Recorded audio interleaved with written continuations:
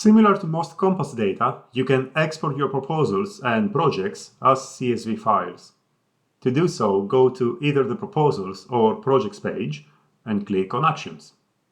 Now, as you can see, there are two options: Export and Project Performance. These are different exports and can be used for different purposes.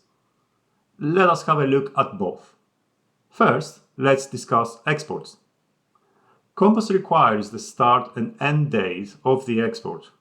As we can read, this will include all running and changed projects during this period.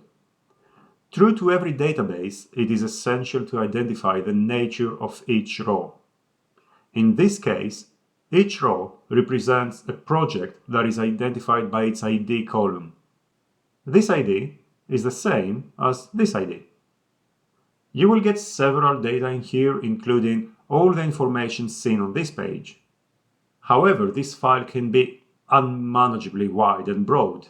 As we can see in this instance, the file has 418 columns. Therefore, it is advised to keep only the needed columns. Create some pivots out of them, or ideally, unpivot some of its columns with a Power Query solution. Why is that file so wide? Because it contains columns for each and every department, regardless of whether there are values on each of the projects. Multiply that by the quoted values, the accepted values, the field, office, and total paid and budgeted hours, and you're getting an amazingly rich information, albeit dauntingly long. Now, consider all those columns, but also for services. So now you get the drift. Moving to project performance, which, as the name suggests, can be used to check the performance of projects. The selected period now is somewhat different. Even though we will once again only include running and changed projects, dates are heavily used for other purposes. To begin with, each row is not a project on this instance. Here, take a look. There are several duplications on the project ID field. Each row, each record, is a single proposal item and nominal account combination. That sounds tricky. Let's take project 18451. I'll filter the table for you. Here are all the entries related to this project. Now, I will focus on those columns only.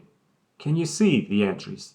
We have this proposal item, nominal account core. We have another proposal item, nominal account subcontractor. But we have two entries for this proposal item. That is because on that instance, we have a core and a subcontractor nominal account. Now that we have defined the raw nature, let's see what more this file can offer us. Remember, we have set a start and end date in our export, and we selected a full calendar month, February 2023.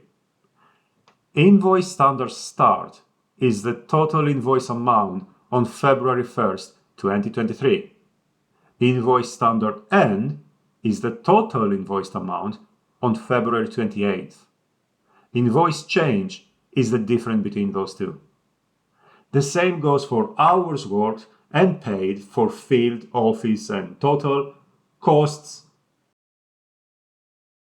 prices, work in progress, and payments, and also for status valuations, percentage, and value. I am sure you can understand the vast amount of analysis you can go through with this file.